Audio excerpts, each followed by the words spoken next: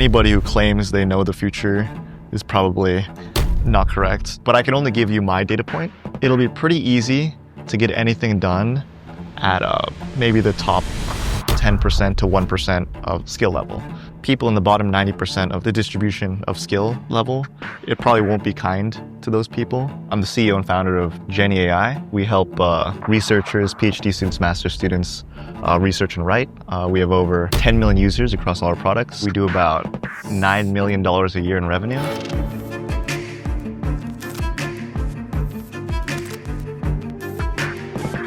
What are some of the most essential skills that AI cannot replace? Yeah, it's a good question. So David, thank you so much for your time today. Thanks for having me, man. We've actually met recently, and I think through a mutual friend. And then, your story was, I actually heard about you before, but really? Yeah, I mean, because you're kind of, I guess, kind of famous in the Silicon Valley circle for your stories. But yeah, like, your knowledge of AI and like what's happening, you're almost like at the very cutting edge of it.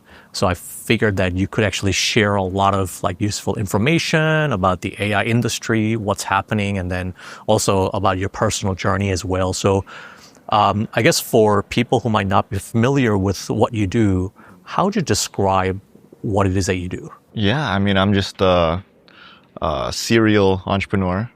Unfortunately, many of my early startups did not do too well. Yeah. It was only until my 6th or 7th startup that we actually got a little bit of traction. I'm the CEO and founder of Jenni AI. We help researchers, PhD students, master's students research and write. We have over 10 million users across all our products. We do about $9 million a year in revenue. And we grow relatively fast. So. Which is insane if you think about it, because you just say it's so nonchalant, like 10 million users. But how long did it take you to get there? I mean, the first iteration of Jenni was like 5 years ago, so it took quite a bit of time.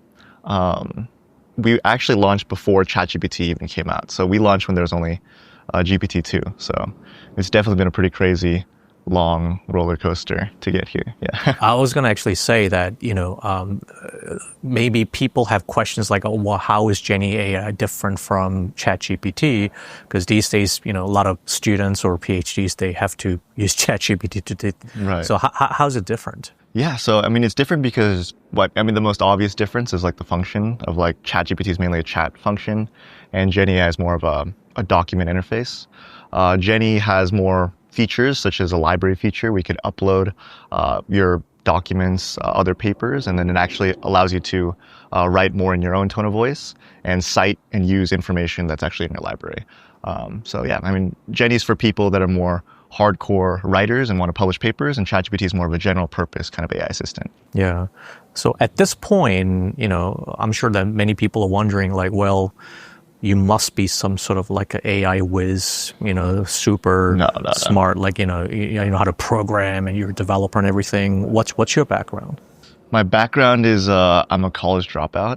I don't know how to code. My coding experience stops at my AP CS class in high school, which I did not do well on my AP CS class test.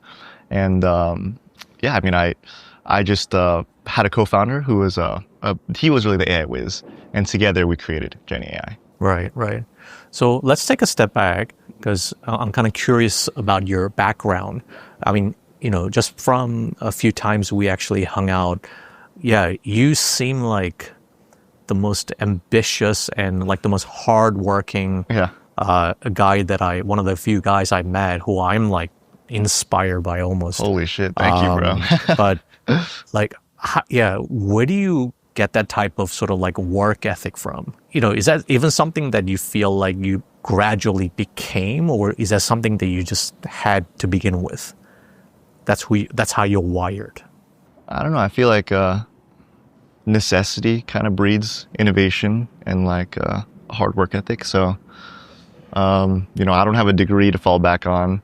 I don't have like a super rich family. I'm not like super connected. I'm not like the biggest, burliest guy, basically I realized pretty early on that if I didn't succeed with entrepreneurship and startups, then I would probably live a life that I don't reach my full potential. I think it's also kind of self-reinforcing. So if you work really hard, you end up attracting other people that work really hard, and you make friends that work really hard, and then you get to do interviews with people that work really hard, and like and then you guys kind of just like encourage each other to be the best versions of yourself, I think. But then were you always like a studious kind of guy who, did you, even back then, it's like, oh, maybe I should just become a doctor or a lawyer or things of that nature? I was really studious when I was younger. There's something called the prison program in Bellevue. I think it only accepts like a very small percentage of students that you have to take a test to get in. When you get in, you get into a super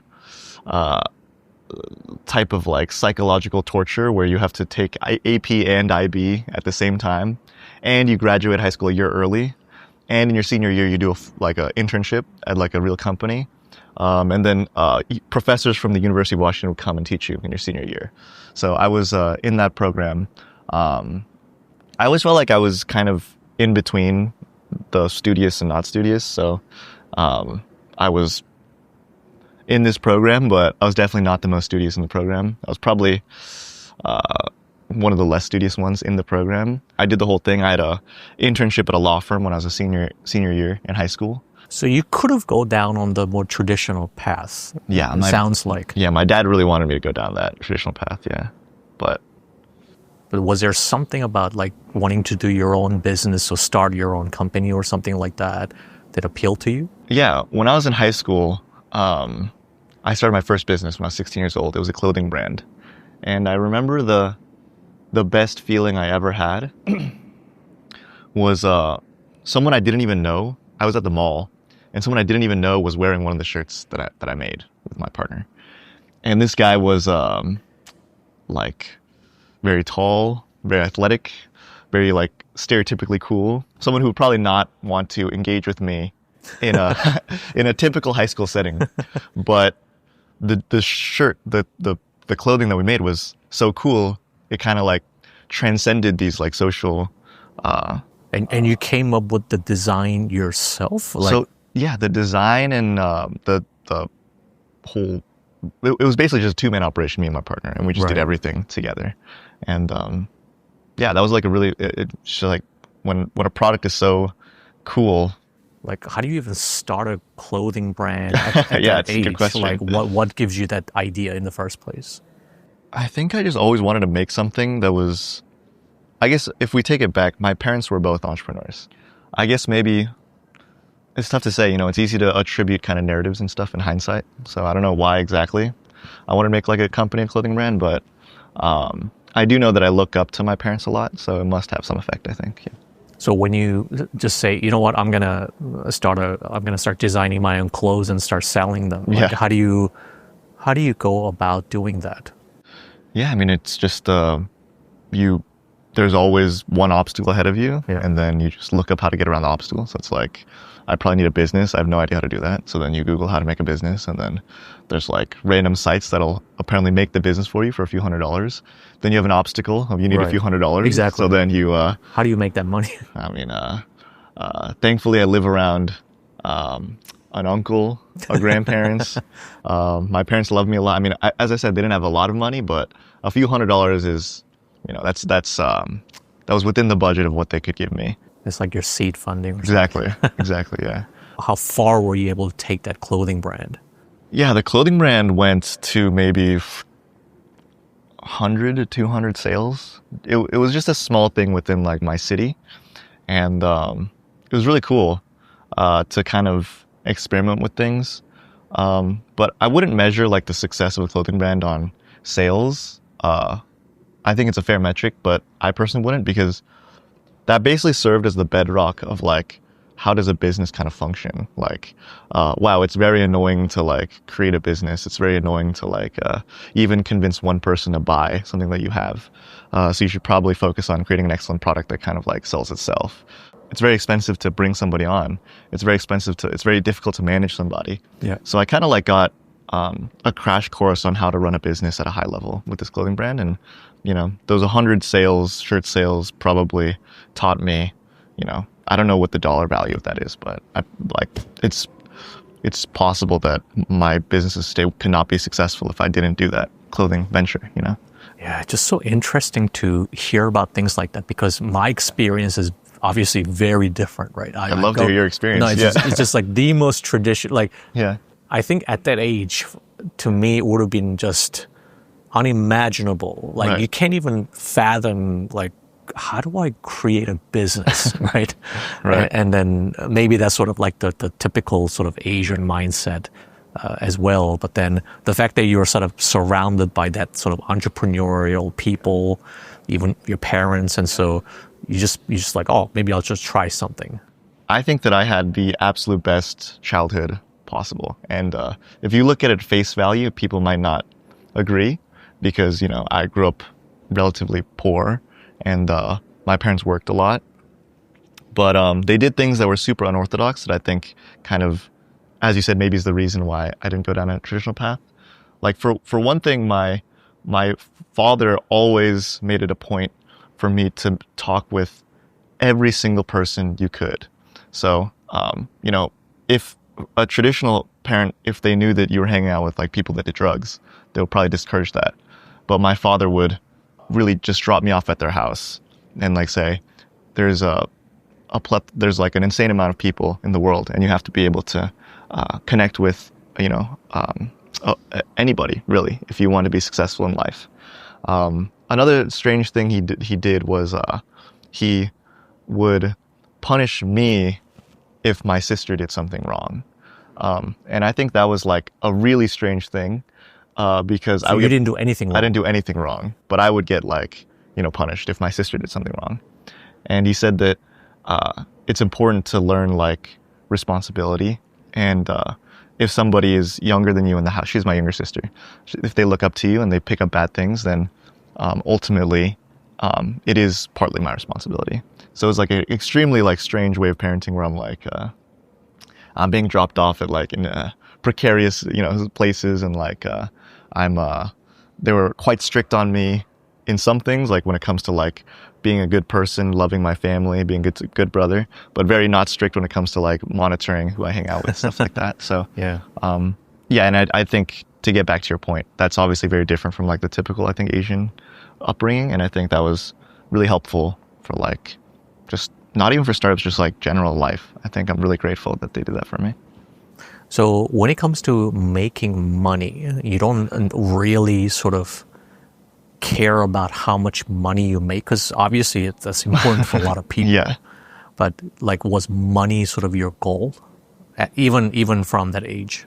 Yeah, I wish I could say that like I'm a super altruistic. I just care about like, you know, I don't know, the environment or something, which I do care about. But obviously, growing up when you don't have money, you care a lot about money. I had some pretty sad scenes where like I'd come home and the room would just smell so bad, and it was because my mom was cutting off the rotten pieces of meat from like a slab of meat.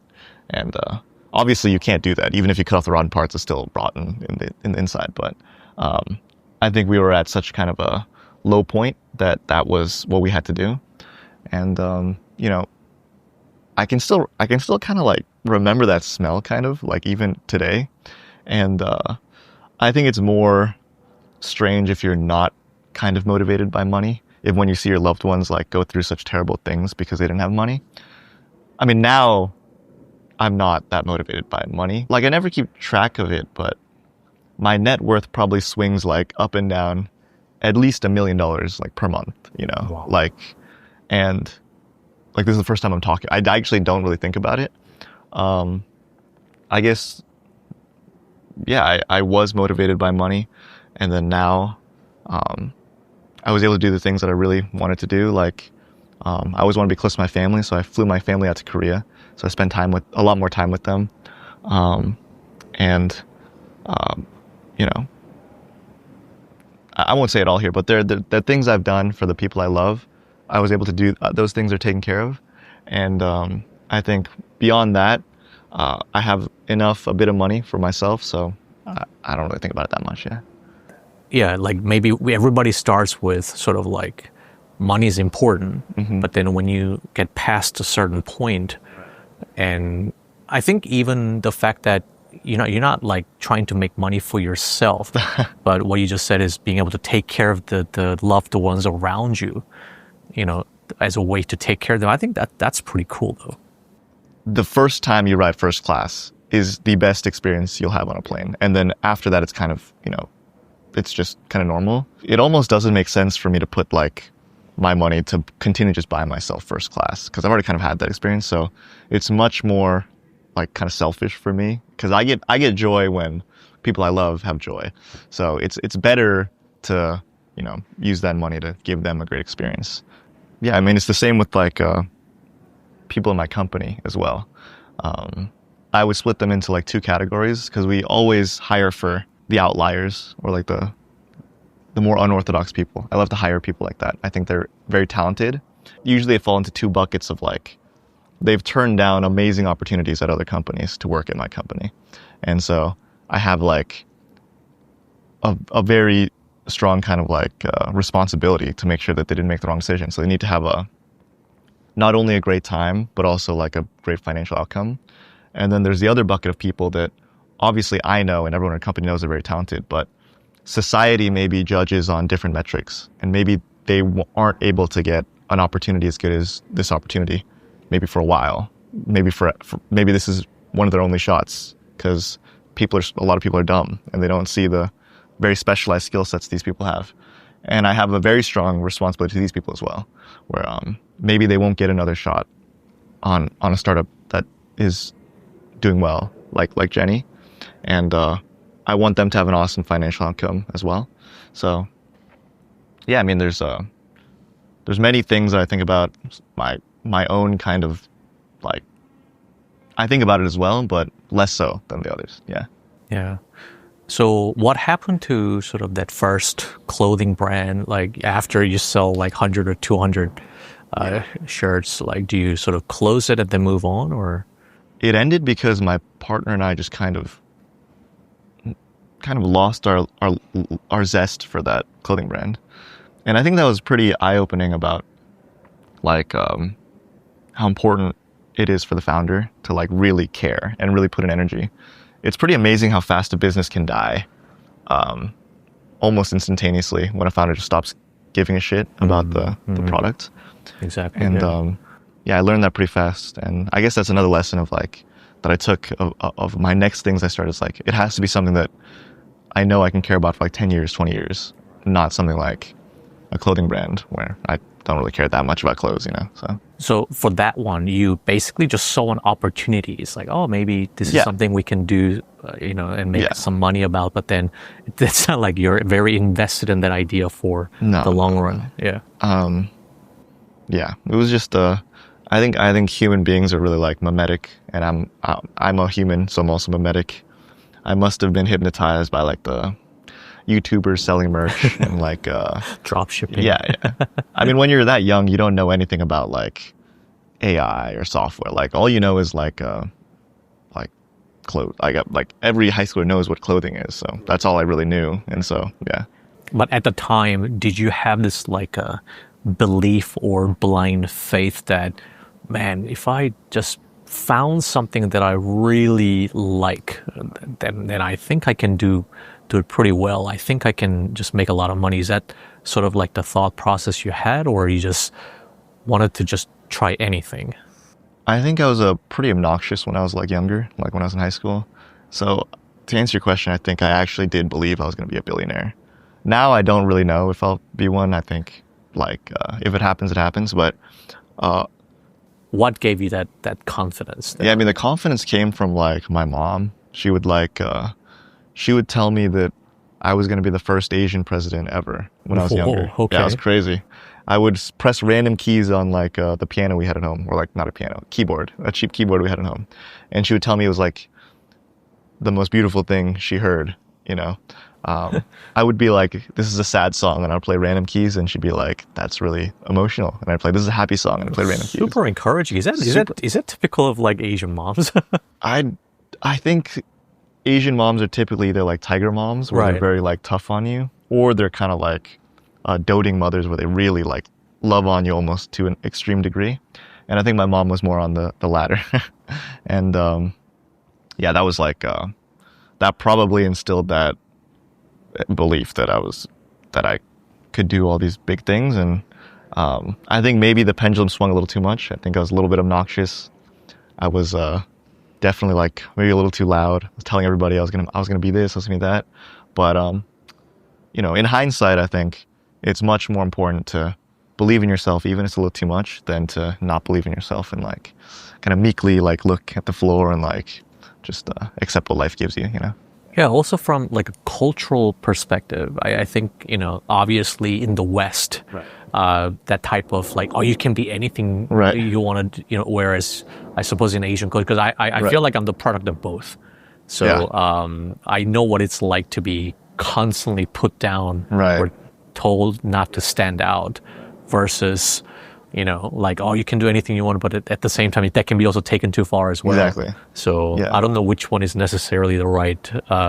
It's tough to say, dude. It's tough to say. I mean, I think I had a very amazing upbringing where my mother gave me so much like self-confidence and love, like when I was growing up. And then I got the fucking shit kicked out of me by life, but for like 5 years. So I was humbled extremely hard. Well, we got to get into that. But. Yeah. So I always had this like protective veil of like my mother's love. And I think that was very important. And when you have that, it's very easy to just like, just take it for granted and just act like you're the shit. But then I very quickly figured out I wasn't the shit later in life. So now it's just like a super great kind of like superpower that I have. Or like, you know, maybe on some days my ego is a little big. Maybe on some days my ego is a little small. But the most important thing is like, even if my startup goes to zero, even if my startup does become $1 billion company, I know that like my parents are always gonna have like a bet for me, and like they're always gonna like they will genuinely believe that if my startup goes to zero, they'd be like, oh well, that's fine. You could just be president now or something. You could just do something else now, and like right. That kind of like I'll concede that's pretty delusional on their part, but. Do you think they were just saying it, or just because they know it's good for you, or have you asked them like, hey, why are you just so encouraging all the time? I don't know. I think my mother really believes it, which is like, I think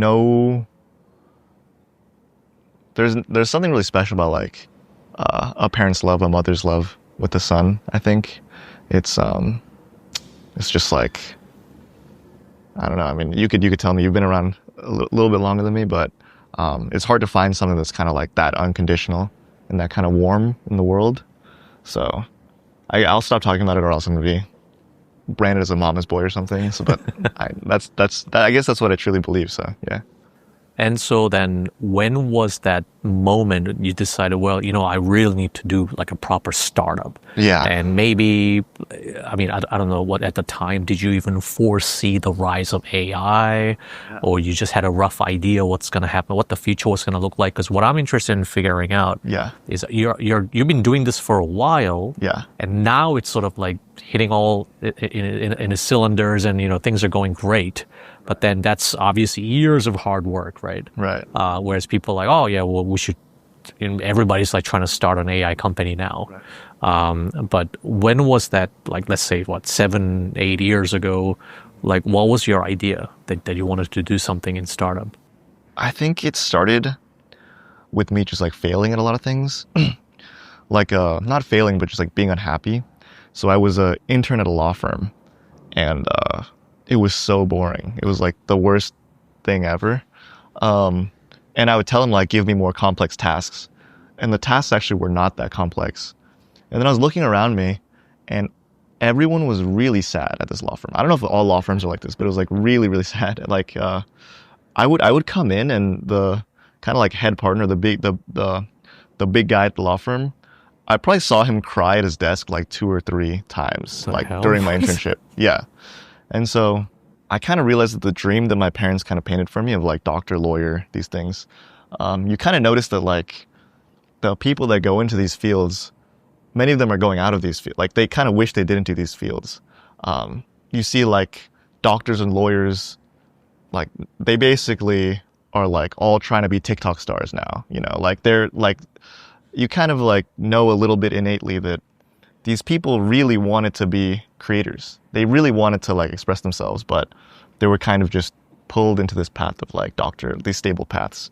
And so now they're trying to like heal their inner child, I think, by like now making TikToks about, you know, I had this patient and they did this, you know, it's like. I actually thought that that's sort of more of their, because right now you have to work on the personal branding. It's true. Otherwise, you become commoditized and you don't even stand out from the next dentist or the surgeon. That you have to do your YouTube, TikTok. That's true. Like as part of AI thing as well, right? I think that's definitely a good argument, but my counter argument maybe is not super compelling. But you can just kind of see in their face that they enjoy it. They're not doing it because they like. Sure, it helps their business. Sure, it helps with these things, but you can see that the interns that are forcing them to dance and do like a cringy thing, there's a part of it that just like, it's kind of like nourishing their soul a little bit. Yeah. And anyways, how this ties back to like my story is like, I could see that these people in this law firm, none of their souls were being nourished at all. In fact, they had a very terrible life. And again, this is not all law firms, but I think that I kind of wanted to do something in my own path. And so then I went to college and I met my co-founder, Henry, and we had lunch together at Chipotle, and we just talked about the future. And I told him that, you know, I'm here, I'm supposed to be a lawyer, but I don't really want to do that. I'd love to make like a business. And then he told me about, you know, how he wants to be in the room when AGI is created. Oh, so he's already talking about AGI. Yeah. How many years ago was this? This was 2015, so this was almost 9-10 years ago. Wow. So I can't speak highly enough about my co-founder. I mean, I always knew what AI was, but I didn't really understand the opportunity until I kind of like chatted with him. And yeah, he told me about AGI, he told me about AI. And yeah, that's when we realized that for me, I always loved my creative outlet. It's not really like videos, like or pictures or things like that. My creative outlet was always writing, so I always loved to write, and I always loved to like try to express things in a interesting and concise way. And his thing was AI, so naturally, all of the things that we worked together either was on AI or was about writing or was about like a mixture of both. And yeah, that was like the start of our kind of AI journey. So, and how did you actually go about even starting a company? Do you need to look for funding or try to build something? The original funding was no funding, so it was just Henry's sweat of just like coding it himself, and then my sweat of like trying to get partnerships, trying to put out flyers. Yeah, I think like a sad truth in the beginning is that my co-founder was probably more valuable to the company than I was in the early days. I think he was like coding, he knew product, and then I was supposed to get funding and I was supposed to do these things. And obviously that's more of like a intangible skill set, you know, to convince someone to give you $100,000 that you don't know. It's like, I can't take a Python class and learn. Like there's nothing it's like a little more nebulous to get those skill sets. But I think over time we started to equalize more. But yeah, the beginning was no funding. And then I remember I was on a flight. So I went to school in San Diego, UC San Diego, and my house is in Seattle. I was on a flight from Seattle to San Diego, and I was sitting next to a guy with his laptop open, and I noticed there was Coinbase on the laptop. And this was back in like 2018, 2019. So this was back when like crypto isn't as big as it is now. It was a very risky investment back then. So from those like context clues, I realized that this guy probably has disposable income. Yeah. And he's very into these risky assets because he's even looking at this shit on a plane. So I knew that once the plane took off, he was my captive prisoner for 3 hours. I could pitch to him like mercilessly about my startup. So this was literally a guy sitting next to you? Literally a guy next to me. Wow. And the second the plane took off, I was like, what's your name? My name's David. I'm working on this. And then, you know, just like really, it probably wasn't even a great pitch, but I think the most important thing is probably like most people would be too scared to do that. I don't think anybody would start talking to a stranger next, you know. I mean, I got a lot of crazy stories like that of like kind of things we had to do to survive. But yeah, he ended up loving, I guess, like he kind of just liked that I wouldn't stop talking about this idea. I think he just never met somebody that would like, no matter what question he asked me, I would just always like take a moment to think about it. And then I would just try to tell him like an idea of like how to get over that, whatever complaint he had or whatever like further information he wanted. So you were demonstrating your problem solving skills. I was demonstrating my 75% problem solving, 25% bullshitting skills. But, you know, I was really young, you know, and he probably knew that I wasn't like a seasoned entrepreneur. I didn't exactly, but he could tell that at the very least I meant everything I was saying and that I was going to work as hard as I could. And so, 3 days after we landed, he wrote me a check, a cashier's check. What? Yeah. So you guys exchanged contact details on the plane. Yeah. And then 3 days later. I mean, he really wrote it the first day, but we were kind of like scheduling the time to meet up. And then we met at a park. It was super weird. We met at so how much, can I ask? It was, okay, so it's not going to sound like a lot. Sure. But you have to remember I was like really poor in college. Yeah. So it was a $10,000 check. So a $10,000 check from a stranger at a park who I only met on a plane. And I remember that was like the best feeling ever. I pinned that check in the living room. Me and my co-founder, we would just eat our like fucking ramen, like so happy. We were just like, we would sit like kind of like this and the check was here. Yeah. And we would just like look at it and eat. And it was like, you know, in hindsight, those like early days were some like the best days of my life, you know. It's like just. So, I mean, he clearly saw something in you. Who was he? Was he really just some random guy? Or He's a random guy. I don't even talk to him anymore. Oh, wow. I don't want to like say anything negative about him, but I'll just say that we kind of grew apart. Well, I try to do right on my end. I actually returned the 10K. So our company was really struggling. He kind of wanted his money back. Okay. And you know, it's in my right to not give him his money back, you know, but I did like a bunch of odd jobs. So I'd work a full startup day job and then I would like write articles to get paid. And then I saved up 10K and then I gave it back to him. And that was kind of ended that pretty clean.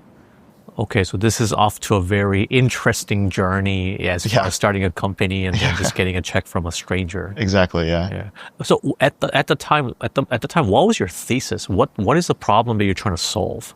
I didn't have a thesis in the first few companies. I think when you're growing up, you kind of have to learn how to think independently. And I don't think I really thought independently until like later in life. By the way, that's like right now the most important thing. Yeah. The ability to think independently, critically. Yeah. Which I don't think anybody actually does anymore. Right. It's like, it's rare, you know. As like AI becomes more ubiquitous and like everyone starts getting one-shotted by like GPT, Gemini. Yep. Everyone's going to start sounding the same. They're going to start thinking the same, right? Exactly. Yeah. I think that's really concerning to me. It's very concerning. And the strange part is to kind of like cut through the noise. It's almost the person that's like willing to kind of swear or willing to kind of like say things that are maybe not super common and package it in a way with this like maybe rough around the edges. I think that's like more important than ever right now. I agree. So yeah, anyways, my thesis for my early companies was the pattern throughout my life is like, I just got to college. I'm meeting a lot of people. My first startup will be you meet somebody and you connect with them on all their social media platforms at once. Okay. So that was the thing. That was my thesis. And then that obviously didn't do super well because the network effects is quite hard to do. And then I put that in the back of my head. Okay, network effects are hard. Got to think about go-to-market distribution for my next startup. And then obviously once you're in college, you meet everybody, then you start dating. So my next startup was a dating app. It was an AI dating app. And then then I do more seeding. I'm like, okay, we need a big launch. I partner with a bunch of restaurants. I'm putting up little flyers, trying to get like momentum from the beginning. Also, this is a dating app idea. So what was sort of like your execution plan? Like what were you trying to build? Because I'm sure even back then there's Tinder and everything. Yeah, there's Tinder and everything. So why was your idea different for dating? So our whole idea was we wanted to make it so you could save users time by only giving them a perfect match that's not only perfect for you as like on an individual level, but we also try to curate the perfect date. So we had like partnerships with a bunch of restaurants. We would go through your Facebook likes and like all these things, and then we'd find a mutual restaurant. We would send you to the restaurant. We'd have like a special deal with the restaurant where you get a discount for showing up, so incentivize people to actually go on the dates. And then the restaurants are obviously happy because they get more customers. Wow, that's not a bad idea though. I mean, I thought it wasn't a bad idea, but I remember a really like important moment in my life was when I was pitching this idea to VCs. Right. And I was pitching to this like VC in New York, and I told him about it. I'm like, and it's gonna be great. People are gonna come. They're gonna find the love of their life. They're gonna quit. It's gonna be awesome. It's the first dating app that's actually gonna work. And then the VC told me that like, look, there's about 100 things wrong with your pitch, but the most important thing that's wrong is that if your idea works, then it's the worst business ever because they're gonna churn and you can't like keep them on your app. They're gonna just like find the person and then just like leave your app. Because almost like Tinder's whole business model is making sure that people don't quit using the app. Exactly. Tinder's whole business model is like psyoping normal people into becoming like people that love hooking up and then perennially searching for the next. I mean, no judgment. It's a great business model. They've become billion-dollar companies. I mean, no judgment is a business model. Slight judgment is like humans in society. Right. But yeah, that was pretty crazy because like, you know, I was a starry-eyed kind of kid that didn't really think about like seed, Series A, like funding rounds and like making sustainable businesses. I was just interested in making something cool. And so I think that was a pretty important kind of... But as an idealistic sort of date ideas and how to be helpful to people, that's great, right? Yeah. And so I think after that phone call, I grew up a little bit. It was just a weird experience. I don't know. I felt like, I felt kind of dumb, I guess. Oh, that's so interesting because when I talk to you now, you just have this crazy business acumen, the way you think commercially, you're trying to commercialize a lot of things that I'm like, even like asking you for advice and everything. But then you sort of went through this sort of like transformation where, okay, so that's like a dumb business idea or something like that. Yeah, I mean, the fastest way to learn how to bike is just falling off the bike. And I fell off the bike a lot. And I fell off in very creative ways, you know. And each time I fell off, I felt like I learned something. Can you actually even say that the idea failed? Because it's not like you really executed and then spent like months and years on it. You just pivoted very quickly, knowing that, I see what you mean. It's not going to work. So can you even say you failed in that sense? I don't know. I think you're probably right. I could say that it didn't fail, but I think just a better way to live life is to always take full accountability. And so I think that if Elon Musk had the resources I had and he wanted to make this idea, he probably somehow could have made it work. And, you know, I didn't have funding, but what's the reason it didn't have funding? It's because I wasn't great at pitching, and it's because I didn't speak correctly to VCs and I wasn't able to get traction. So, I still failed, I think, and the idea failed, I think. So what was the next idea then?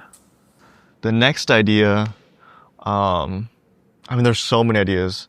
One kind of weird thing that we did was like, we would pivot super fast. So we would like, be like, what is something that could become a $1 billion company? What is something that like a lot of people want? Like, okay, what about like AI photo editing? It's like, okay, let's make like a shitty kind of MVP.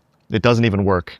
And then I'll be like, okay, well, I'll go try to like see if the people that edit their photos will talk with us. And I'm sending a bunch of DMs. 1 week later, we have like influencers, some really shitty products. We advertise it.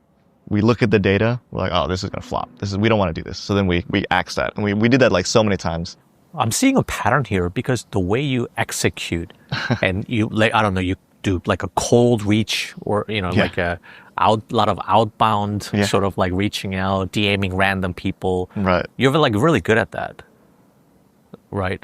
But then like, is it you just do that because you're desperate enough, or like how do you just try to make your first sales, for example, right? Because I guess that's something that a lot of people are always wondering about, like, oh, I'm not a great salesperson, or, even for me, it's like, sure, at this point, maybe I have a little bit of like a sort of a public sort of image or brand so that people don't shut me out completely when I reach out to somebody totally new. Right. And I'm like a lot more comfortable just reaching out to random people these days. But then it's like I used to dread just like, oh man, it just sounds so stupid, like trying to ask for a favor or something like, hey, would you be interested in blah, blah, blah. What's your mindset when you reach out to random people to either validate your product or to make sales or something, you know? Yeah, I think like one thing I've kind of found is that something that's like effortless for one person is extremely difficult for another person. And for example, like you probably think it's not hard to be an excellent listener.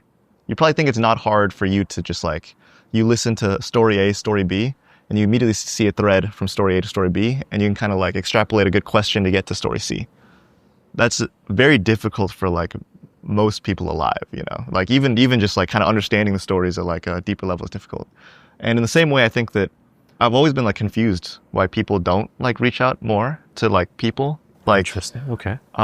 In the same way you're confused why like when you see a really shitty interview, you're like, man, why did he? That question is very weird. Like, why did he kill the vibe? You know, it's almost like second nature to you.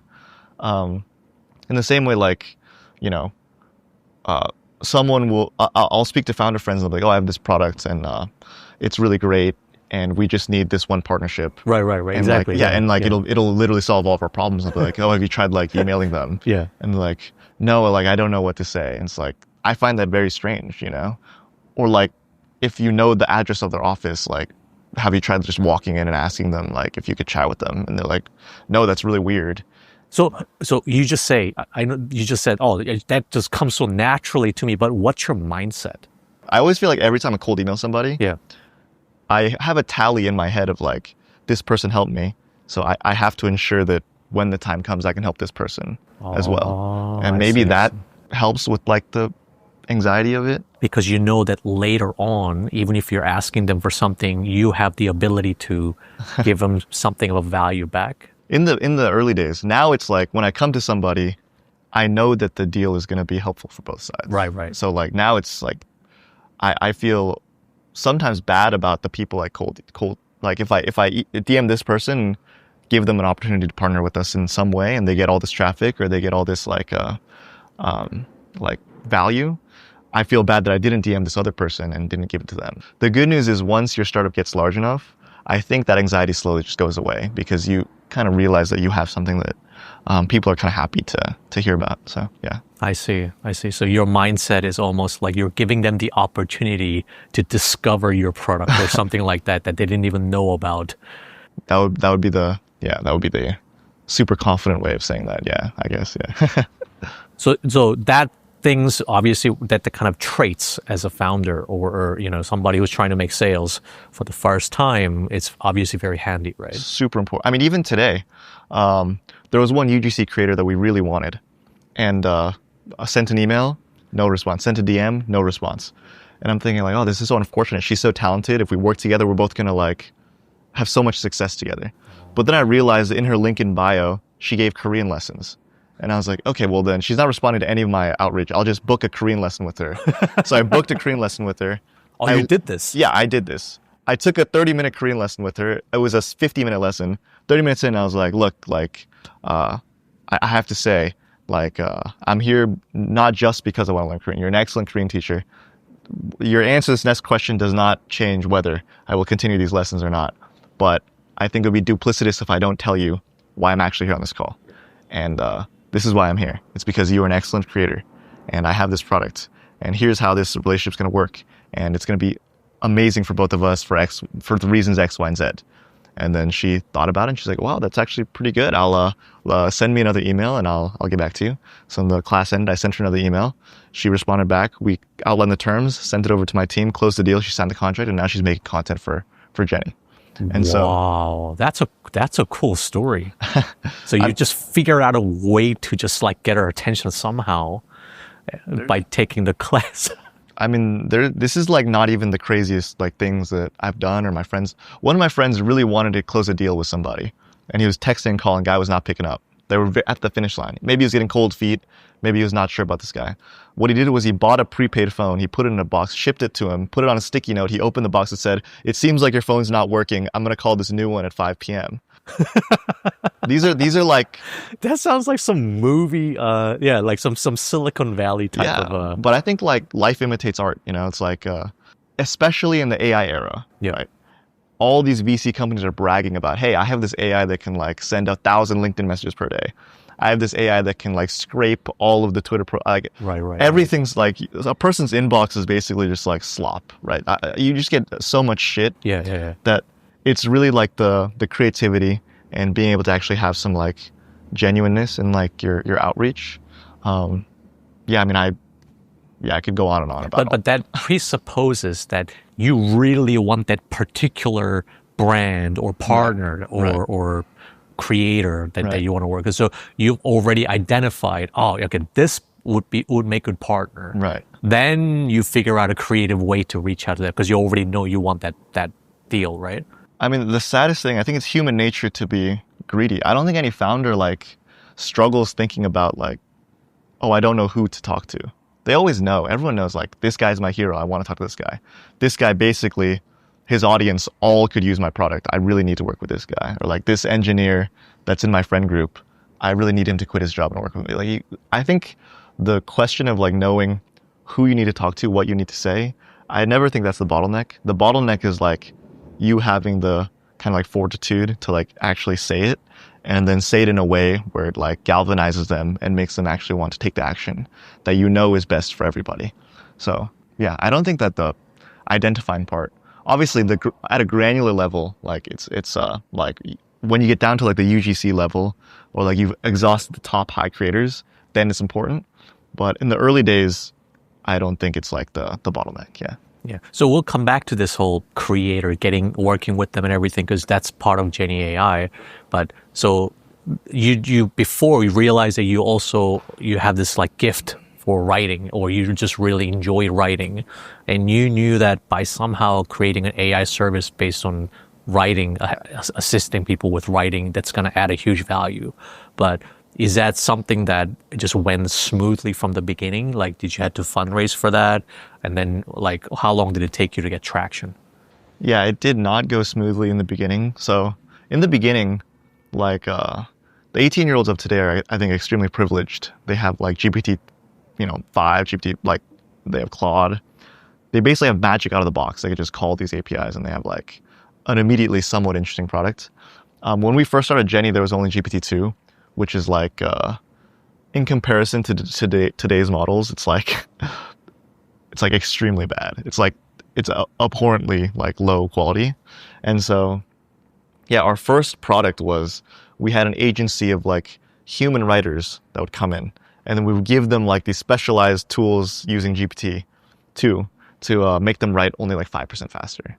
Oh. So we would be like, okay, so all we'll do is we'll have like a conclusion writer. So we'd have them write the whole thing, and then we'd have a conclusion writer that would just generate a conclusion based on what they wrote. And then they just edit the conclusion, and it saves them maybe like 10 minutes, 20 minutes of time, each article they write. And then we would sell those articles to like agencies, big companies, so they had more SEO content, stuff like that. It was really crazy. We were just running at our university's library. We're running drills of just like bring people in, make them write without the AI, time them, make them write with the AI, time them, see like how far we could get. So the whole idea is that by using the help of AI, you write faster. Right. Yeah. That's it. So that was the whole kind of, I guess, thesis is like with AI assistants, you could have high quality writing that just comes out faster.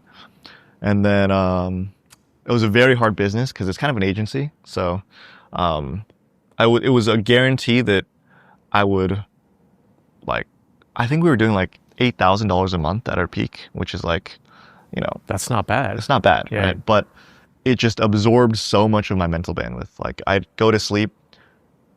I think I have like some pretty bad sleep problems because of this agency, because every time I went to sleep, I knew that when I woke up, there would be angry emails from a client, or there'd be some writer that didn't finish their thing, or there'd be something in the platform that you also have to review the work as well, right? Dude, it was gnarly.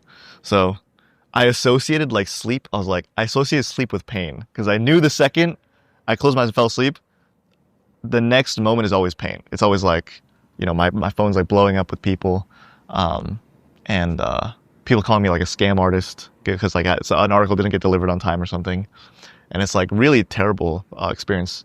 And so when GPT-3 came out, I had to do a lot of like cold messages to get access to GPT-3 as well. But that was when we realized that, oh, the AI is like kind of good enough where maybe you don't need the agency, you don't need the humans. You could just have a SaaS tool, like software that does it all. And that was pretty good. Unfortunately, because we lost all the clients, we're stuck at like 1,000, 2,000, like a month in revenue. And then, it was just a lot of pivots. Like I said, we pivoted a lot. So we started as like a SEO tool as a software, then a general writing tool. Then we went more into ed tech, and then went into research. So we just pivoted so many times. And each pivot, we learned a little bit more about how to make the product a little bit more delightful. And then, fast forward to today, we have like a fair amount of users on our platform. Yeah. So when you're like constantly pivoting, like how's your sort of like a mental health at that point? Because you just said you're not really sleeping well, associate sleeping with pain, and how do you deal with that constant change of uncertainty? I don't know. I mean, it's like a pretty well observed phenomenon that like you always get sick on vacation, right? So like when you're actually working, you're like, you kind of don't really even realize that like you're super messed up in the head and like you're doing things that are subconscious stress. You kind of just think it's normal. So, I mean, eventually my body just shut down. I mean, I got like cancer and shit, and like I eventually I went to like therapy, and like I talked to a therapist, and they were just like pretty horrified with like the things I was doing to myself, and like but anyways, back at the time, I kind of just thought it was normal. I was like, oh, you're supposed to work like 18-hour days and then be stressed for like the entire day, and then have uncertainty about your life like at a high level every day. And this was in your 20s? Yeah, that was like 21, 22, yeah. Right. Because I dropped out of college too at the time, so I was like, if this doesn't work, I'm totally fucked. So yeah, I was like very stressful. Yeah. So that's not what a typical 21-year-old goes through as far as their mental stress, right? Yeah, it's sad. Yeah, I wish I went to more like, my friends have gone to like Coachella and stuff. I've never been to Coachella. It's very hot. It's like there's a lot of K-pop at Coachella now, and like I like K-pop. It would be great to go there. A lot of them are getting married. A lot of them are progressing in their careers where they're making like a lot of stable income. And obviously now, in hindsight, I wouldn't trade lives with that. But when things were uncertain, it's like extremely painful. Like you open Instagram and just see like literally people, like the highlight reels of people's lives, and you don't know where you went wrong because you're basically, you have to pivot again, start from zero again. You're basically like, people are continually making their lives better, and you are going to zero like every 2 weeks. You're going back to zero. So it's and you're also financially struggling as well then, because you have to pivot constantly, and then money. What do you do with the money situation? Yeah, I mean, I live with my parents, so it was like, and that's also extremely embarrassing, right? When you're 20, it's kind of okay to live with your parents. When you're 21, you're fresh out of college, it's a little okay. But I was pushing like 22, 23, I was living with my parents. And that's not sexy, right? That's like very embarrassing. So then when did you hit that lowest point almost? Like when was that moment? You just constantly pivot and like you just see the end of the tunnel at all? Or did you have some sort of a at least belief that no, we're gonna find something, or you were just pivoting now? My lowest point was probably, I think there are 2 times in my company's history where we almost went bankrupt. Okay. And my lowest point was probably the second time. It was maybe talk to me about the first time. Why did it? The first time was we basically just couldn't afford anything because our company, we pivoted away from the agency, so we just had no money. And the first time was not scary because we could just cut everything. So we cut our salaries. I moved back in with my mom. We changed the we started collecting money up front. We were just like, there were things we could do to kind of like survive that first thing. The second bankruptcy scare was we actually had like a team. Okay. And these were people like talented, like really kind-hearted people that believed in me, gave up opportunities, believed in me, and like they believed in me. And if it went bankrupt, obviously their belief was totally misplaced, and they made a big mistake by believing in me.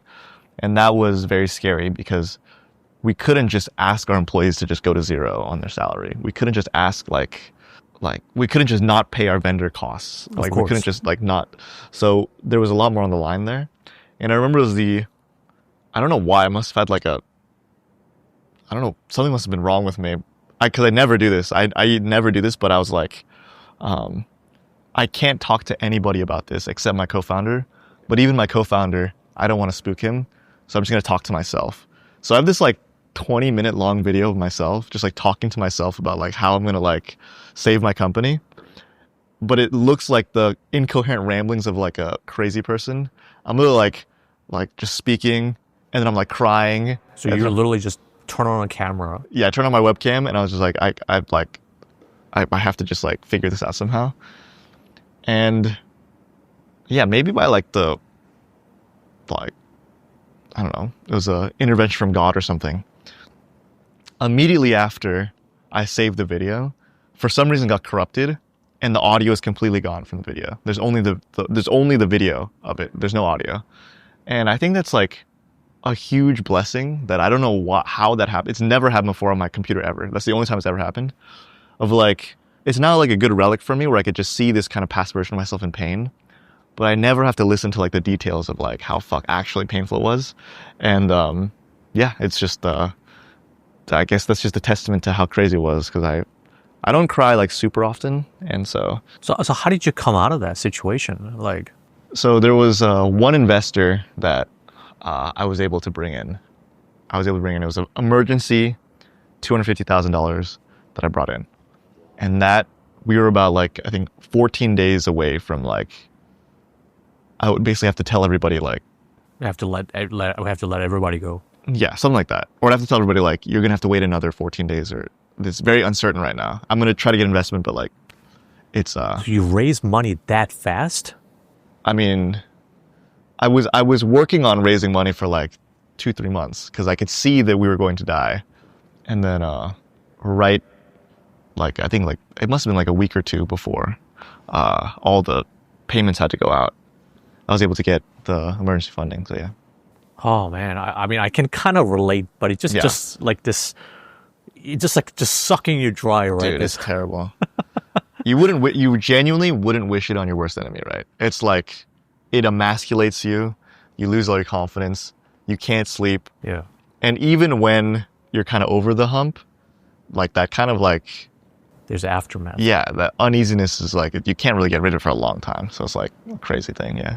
Would you say that sort of led to, you mentioned cancer, which you just threw out the word. I'm like, well, you can't just throw out a word like that and not go into it. But like, do you think that was sort of a precursor to you getting, like what kind of cancer? It's thyroid cancer. So luckily it's not like a super fatal form of cancer. Like it's just one of the more annoying kind of forms of cancer. But yeah, I was like talking to the doctor. I'm like, why do I have this? This is like so crazy that I have this, like a in your 20s. In my 20s. He's like, yeah, it's super weird because usually it's like, I don't know, like 3x, 4x more prevalent among women than men, and you're a man, and it's weird that you have this. Also, it's way more prevalent among like people above the age of 50. Right. And anyways, even barring all that, it's like 0.0, like very low % chance you get it in the first place. And then, so it's very strange you have this. And, you know, he said, have you been like taking care of your body? Have you been like super stressed? Have you been, basically just asking me questions about the typical startup lifestyle? I'm like, yeah, I've been doing basically all of that.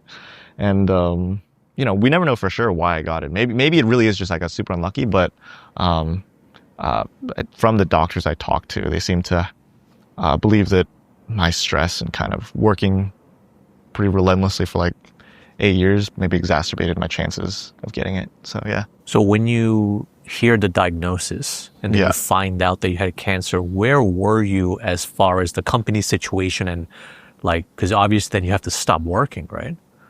Yeah, so I got the news when our company first hit $1 million a year. So it was like a big milestone for us. Right. So it was like a kind of good times where you had a lot to celebrate. It was great, yeah. I don't know, it was like that one quote of like, a tree's branches can't reach heaven unless its roots reach into hell, you know? And like, I definitely felt like that. Where like, I broke past 1 million. I was really trying to get there. But then I was drawing on like kind of unsustainable kind of like work ethic and like really doing whatever it took to succeed. And obviously, nothing in life is free. So I had to pay for that with like being out of commission for a bit, having to go through surgery, having to go through recovery.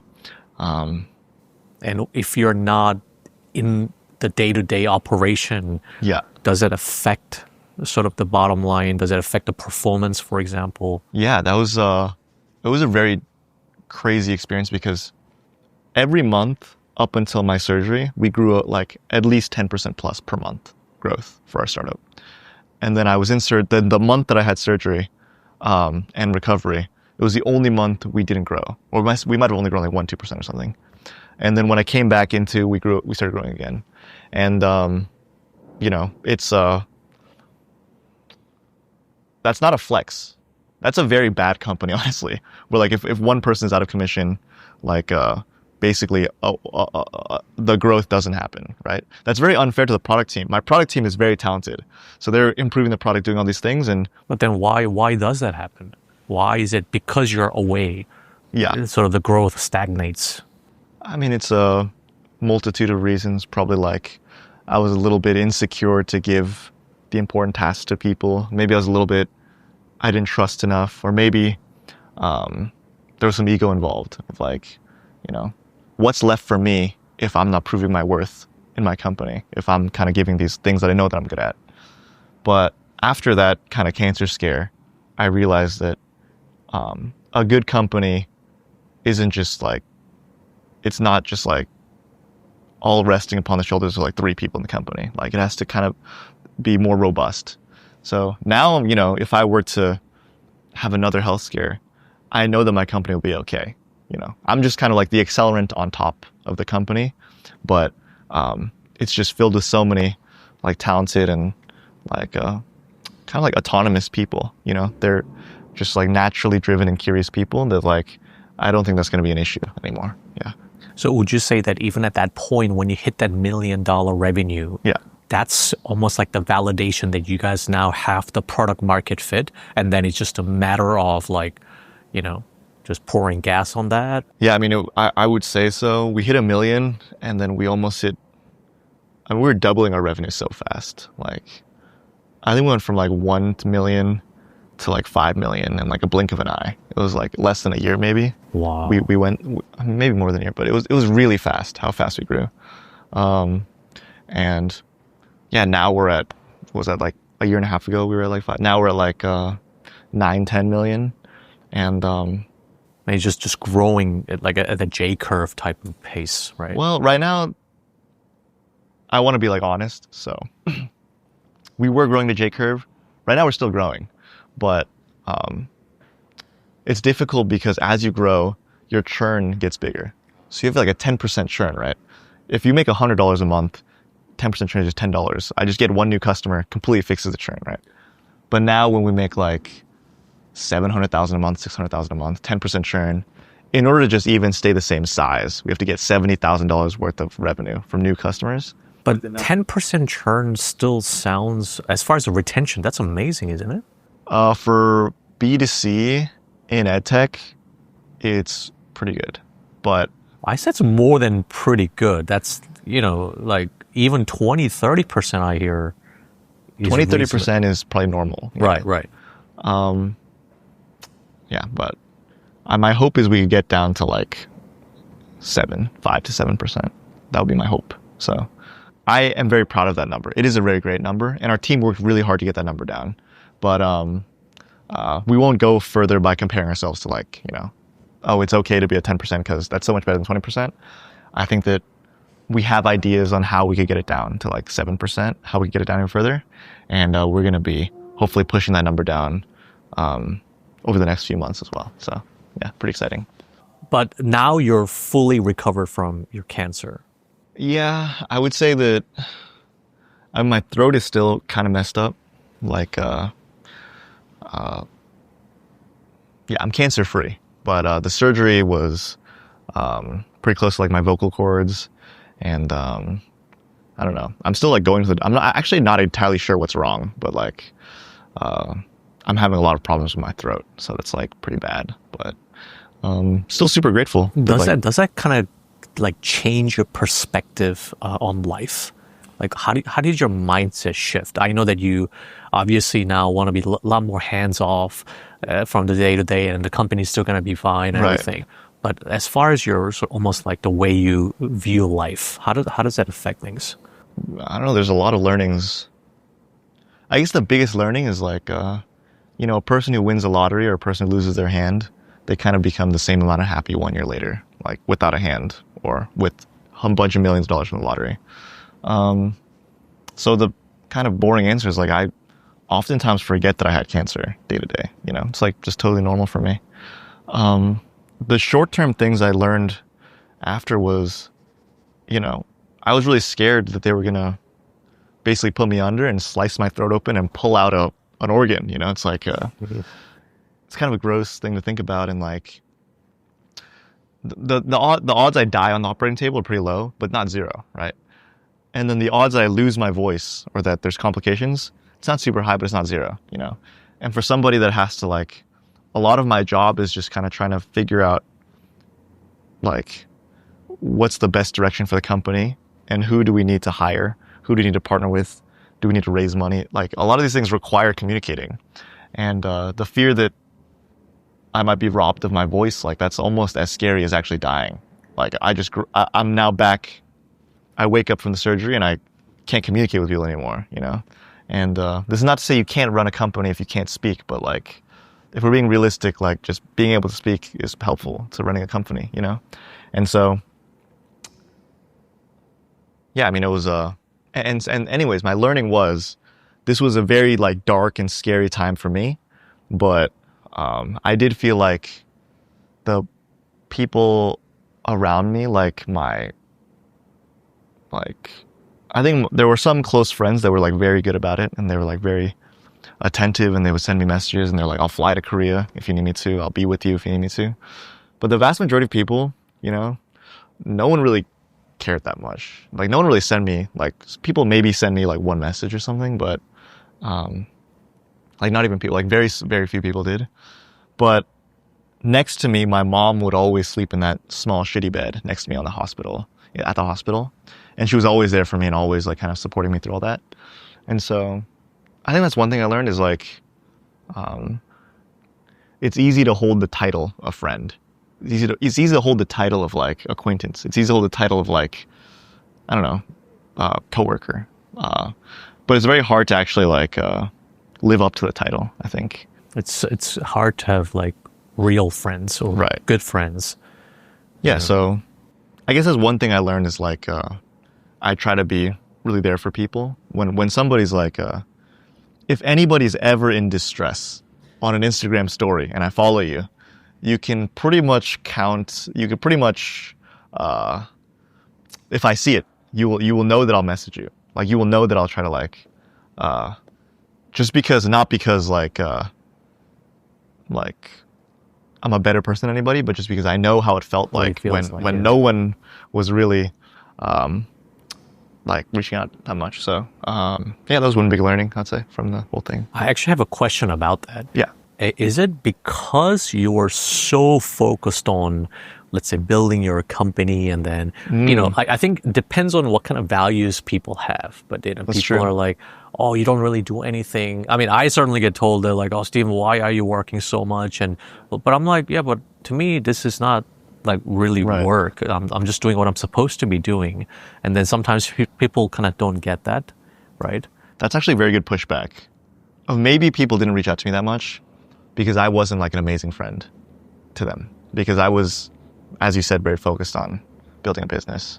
but it's almost like not just because you weren't a very good friend to them. Right. It's almost like they almost like expect you to be super tough and I see what you're saying. They just they think you're fine. Like just because you don't talk about it. Right. You don't like announce it to the whole world, or just because you try, like in the same here, I just try to deal with own shit, right? Without having to tell anybody specifically. Yeah, I held it in for a very long time, but when I did announce it, I thought that something would happen. But even then, it was not super. It was so weird. It was almost like strangers on the internet were like nicer than like actual. Yeah, actually, if you think about it, like, if you announce it, like, I have cancer, you would actually think that people at least like, hey, like, how are you doing okay? Yeah, I would expect everybody from like my high school that I was buddies with would like want to call or like chat or things like that. But maybe, maybe I was being too, like, expecting too much. I don't know. But yeah, I think that how do you view people? Do you still have faith in humanity, or? Yeah, I mean, I think that unfortunately, like the average person extremely underestimates the things that they can do, and I think they usually move from a place of fear, which I think is not good, obviously. Why do you say that? I don't know. I mean, you can just kind of see people's like eyes widen when they spend just one day at our office. Like, for example, last week, we wanted to get some like feedback for this feature that we're launching. And we're just like, we just feel like we haven't talked to enough people. Like, and we kind of got to launch this today. And so, what's the typical route? You would go and you would like set up a study. You'd maybe like find like ways a focus to use it. Or you'd like send an email to like your user list. You'd have to write the email. You'd get in a group, write the email, send the email, get some people to schedule the calls, all that stuff. And I was like, we got to launch this today. Like we're like wasting so much fucking time. Like, let's just launch this today. So I was like, who do we know anybody that's like in college age? And so I was like, I have a sister in college, and then someone else raised their hand. I was like, okay, I know this person. So like, let's just like go get some gift cards, just call all these people, and just like, I'll be sitting in a Google Meets room for like the next 5 hours. Anybody that comes in, we'll just give them a gift card. And so we're just like all like doing guerrilla like sales, like getting like college students to come and like just chat with us. And see, this is the kind of execution I'm talking about. You do this a lot. Yeah. You just get shit done, Yeah, but the thing is, like, I understand if I was doing like quantum physics, there's like a lot of barriers to doing this, but there's literally no barrier to doing this. It's just a question of like, okay, I need to talk to 10 students to see if they prefer this color or this color, or if they prefer this branding or this branding. I just need to talk to 10 students. It's just problem solving of like, how do you get these 10 students? Like, and obviously we were able to get like 20 or 30 people to talk to us within like an hour, right? Like we got it done immediately. And, there were some new people in the office, and you could see that they were just like so confused about like, first they thought I was insane because I was making everybody just like move like no scheduling, just ask them if they're free right now, tell them it's an exploding offer. They get the Starbucks gift card now or they never get it. And then they've probably never seen a CEO just like wheeling and dealing, just like, okay, interview, get in, run the whole interview myself. And then I have a person next to me where we're live looking at the data. We're like, I didn't like the way I phrased this question the first time I talked to this person. Let's tweak it like this. And like, this person mentioned this. We should also find out like their appetite for this other thing that maybe we want to launch later down the line. We already paying them a Starbucks gift card. Let's add these 3 questions to it. And so like, it's super dynamic, changing super fast. And to go back to what you actually asked is like, why I think that people aren't naturally like that is because, I think most assignments, most tasks, most like goals in life are like, they're never given with urgency. It's like, eventually you're going to go to college, and eventually you have to choose your major, and eventually you have to graduate, and eventually you have to find a job, and eventually, like, there's nothing that's like super, like, thing needs to be done in the next 3 hours or your entire company dies, or like 3 hours or your launch will fail, things like that. And, the only times you really find that is like people, maybe if you play video games, sometimes it happens like that, or like if you play sports, maybe if you're like typically people really don't have that kind of like urgency and that kind of like want to, like they basically underestimate the things they can do. They think it takes way longer, or they think they need way more resources, or they think they need all these things, but yeah. I think all you have to do just remind them that it is possible, or you have to show them that it's possible, and then they're like, oh yeah, I guess it is possible. Yeah, you have to show them. I mean, one thing I do pretty routinely is if anybody ever doesn't hit a goal, I'll just absorb their task and then hit their goal, like in the same amount of time they had to hit their goal. And then obviously I'm not doing it to just make them feel bad. I'm doing it because once they see that it's possible, it changes everything for them. And then obviously I tell them like how I did it. And then the next time, even if I don't show them how to do it, they kind of just assume that like it's doable. Any task that I give somebody, it is doable within a time period. It's kind of like there was, I don't know what the barrier was, like 3 hours or something for the marathon. No one ever crossed this marathon time ever in history for like the entire history of humanity. And then one person crossed that barrier. And then like, I think the next year, like, I think like it's now pretty common for like the super athletes to cross this barrier. All it takes is like, you need to believe that somebody can do it. And it just like changes like the way you look at problems, I think. And it's like pretty well, it's like there's so many examples of things that seemed impossible. One person does it, and then the entire community realizes that it was possible the whole time, and then it just becomes a normal thing. You guys are killing it right now, yet how do you still sustain that level of urgency? Is it because you know how fast AI, this whole industry is moving? Could be a competitor type of the situation? Like what gives you that still, that sense of urgency that you need to execute and then just like keep pushing the limits? Or is it just because it's just second nature you just have to do things that way, otherwise you just get complacent and then that's gonna change the nature of the culture or whatever? I guess if our goal was to make $1 million, then we probably would lose urgency after we had $1 million. If our goal was any revenue number, we risk losing urgency once we hit that number. Yeah, exactly. But I don't think that's where, at least my urgency and like the urgency of everybody, we're more like, we're just trying to create the best product possible. And like, we're trying to just make the coolest thing. It's maybe more akin to like one of my friends told me that how he thinks about his business is, he thinks about his business as like a painting. And a painting is never done. You can always like... it can be perfected. It never ends, you know? Yeah. There's always things you could do to make it more beautiful.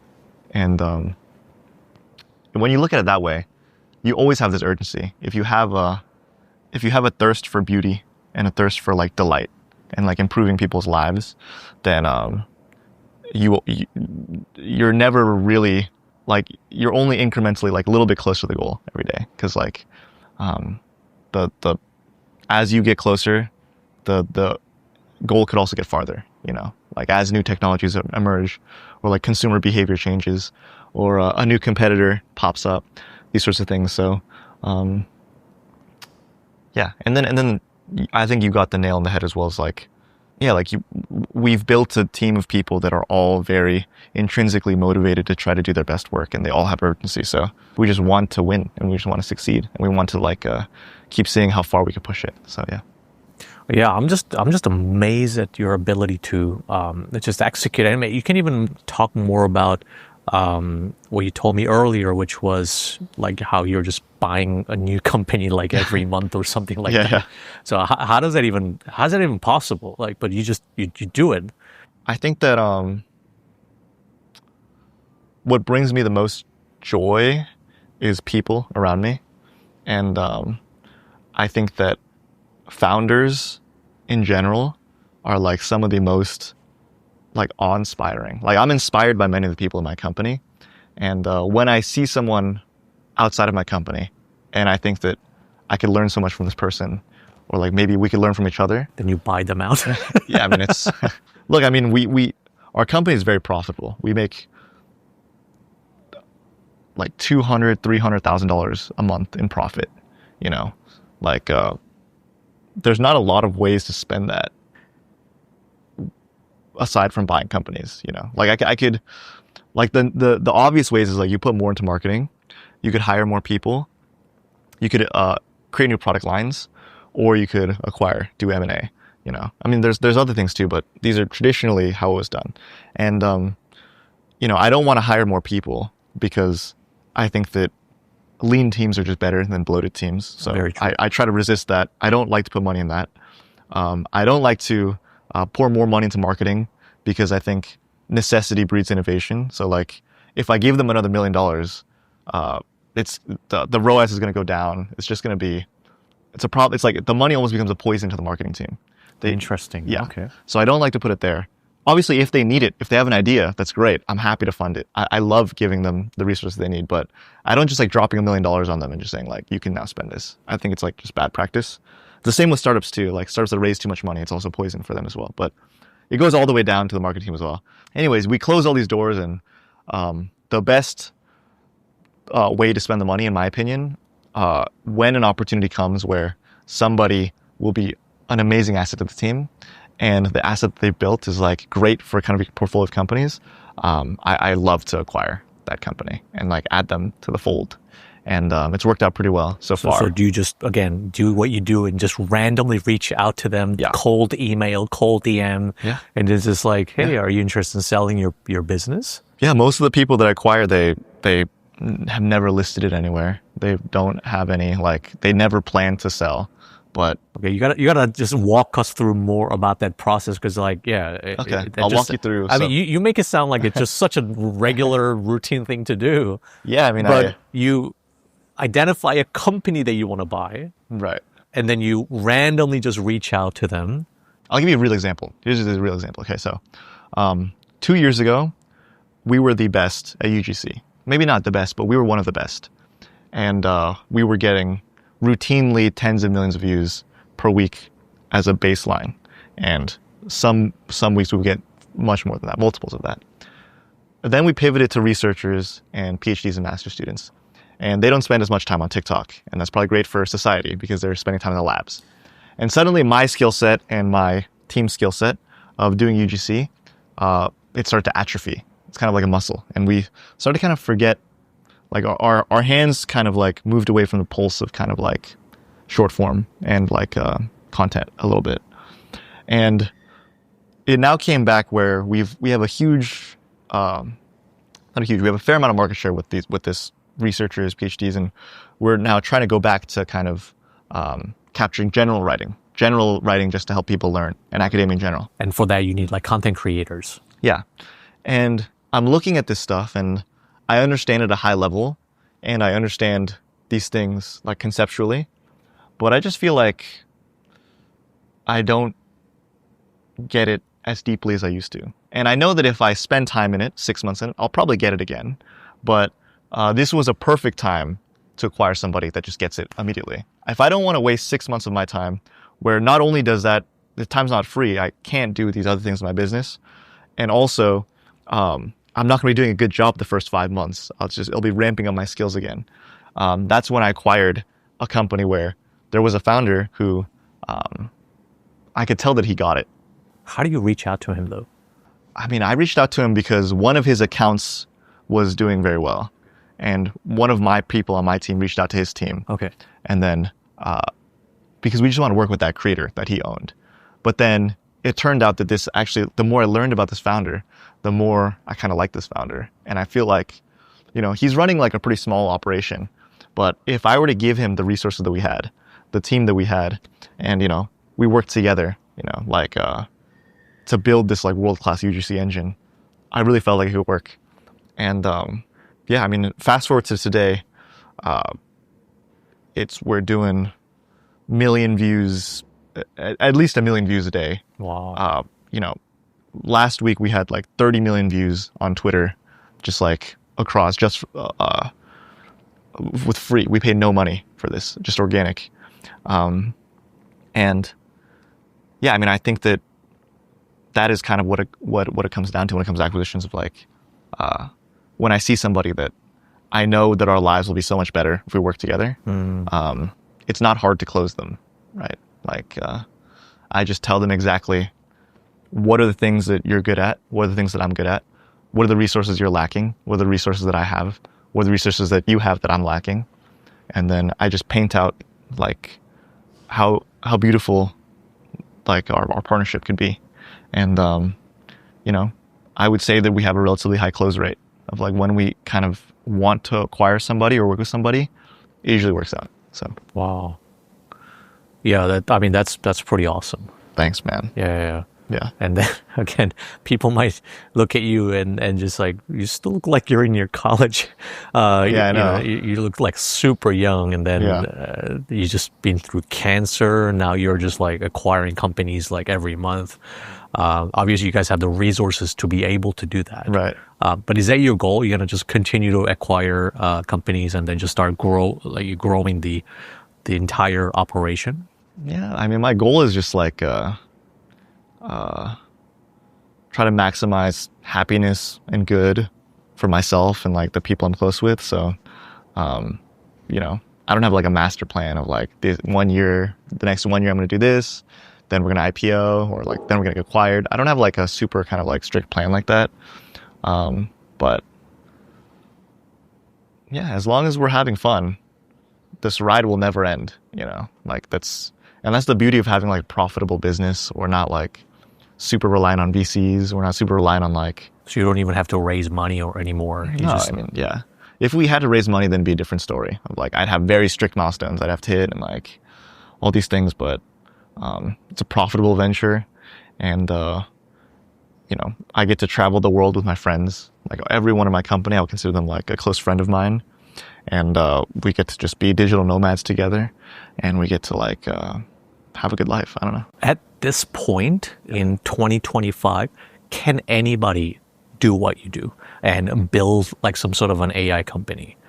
Because, you know, if you look at social media, you look at, you know, it makes it sound like it's so easy to start an AI company now and anybody can build anything. Right.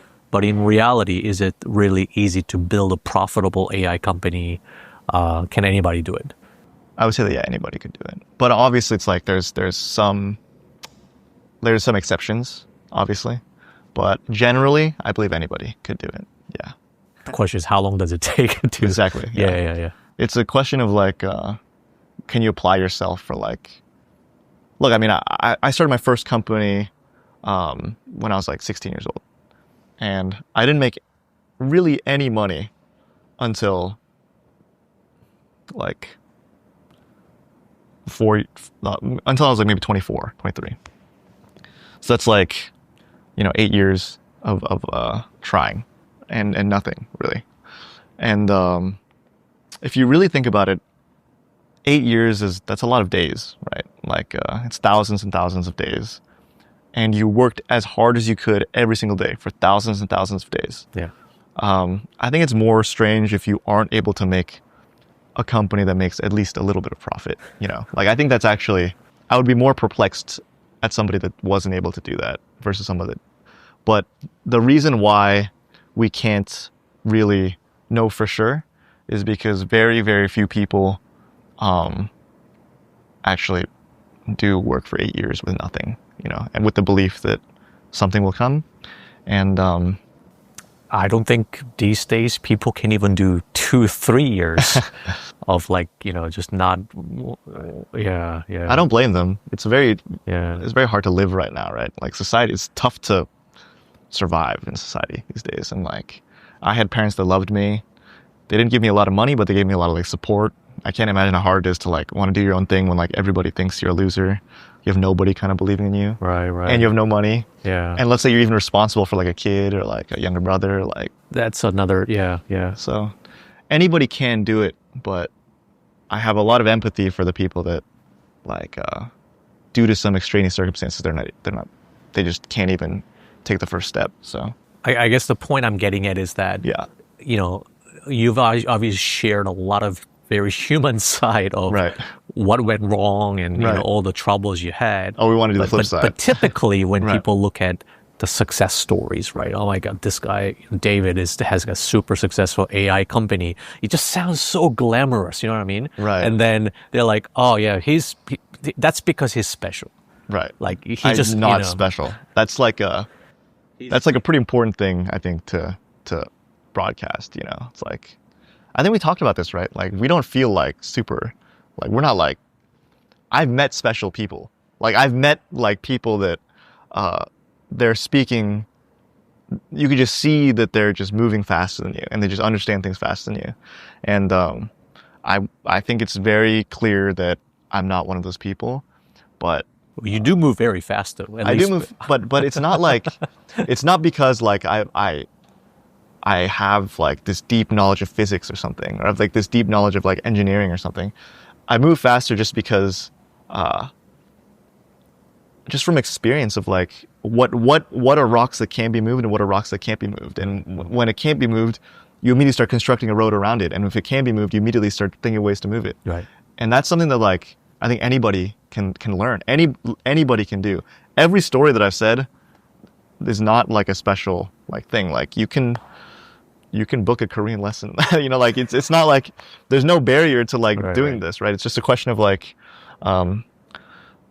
it's a question of, do you want it enough to book the, like, do you want, like, is the activation, do you have enough activation energy to actually do it? Is I think the problem, And that's the question right now, is everybody trying to ride the AI wave? Right. In other words, there's no that intrinsic motivation, or is it just more like, oh yeah, this sounds like a cool opportunity a la your clothing brand? Exactly. But yeah, I think it's very opportunistic for people to like say just jump on the bandwagon, and then whether it's crypto or AI. But at the same time, are you willing to just eat shit and then just for years and then try to make something of it? Like why do you want it so badly? Right. I think that why is something that maybe not many people have. I mean, what's a good example? Like, what's your why? Like, what's your example? Because I know you've eaten shit too. I mean, it's like I think we are like cut from very similar cloth in that I just really want to be able to add that kind of value to humanity, or at least do what we can do. You're talking about the legacy stuff. Yeah. Like just build that cultural bridge to foster better understanding between Asia and the West and type of things like that. Mm-hmm. But I guess for you though, and maybe you are the perfect person to provide some overview of how fast AI is moving and what kind of world we'll be living in. Yeah. Just because you really think about the future. And I mean, you are the one that talked to me about ChatGPT 2. Now we're in ChatGPT 5. Right. Where is this going? Is it pretty much like now you don't even have to go to college anymore? Is writing even necessary? Like what kind of future are we going to be living in? I don't know. I mean, I'll first preface it by saying like anybody who claims they know the future is probably not correct. Sure. But I can only give you my data point, and then you can. What's your data point? So, what I predict is probably just it'll be pretty easy to get anything done at like maybe the top 10% to 1% of a skill level. So what I mean by that is like you can probably get an AI to give you a design for your website that's about as good as like the top 10% of designers. You know, maybe not quite, but I'm predicting here probably like within the next 3-5 years. So this is assuming that somebody wants to start their own business. Yeah. And therefore they need to build a website. And AI can do that for you. Yeah, you could probably get a website built for you that's as good as probably like 10% of the top 10% of agencies you would have hired anyways. Okay. Same with like, the design of it. Same with like, probably within the next 3 to 5 years, you could probably talk to an AI that's as good as like the top 10% of therapists, like, because some therapists are really bad, some therapists are average. Maybe an AI has all of your context, has all of your history. It's about as good as the top 10%.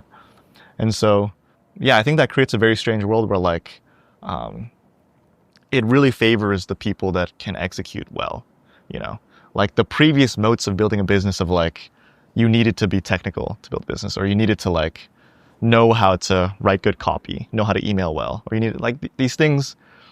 You can have these AIs just like basically make the floor of your skill levels the 10% of everything that you need to be the perfect founder, everything you need to be the perfect like I don't know, whatever your position is at your job. You can get to the top 10% almost immediately if you're proficient with AIs. And so, what does that mean for